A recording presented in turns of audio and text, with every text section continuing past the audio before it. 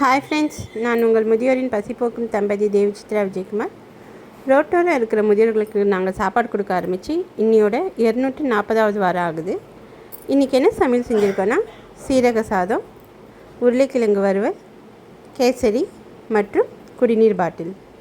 அப்படியே ஷேர் பண்ணு. இருங்க, அப்படியே லைனாக கொடுத்துட்றேன். அப்படியே இருங்க.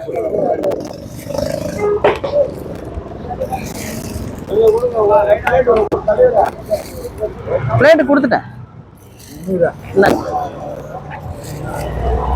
தேங்க்ஸ்.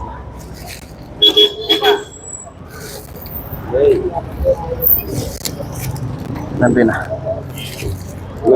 தேங்க்ஸ்ண்ணா. நன்றிண்ணா. தேங்க்ஸ்.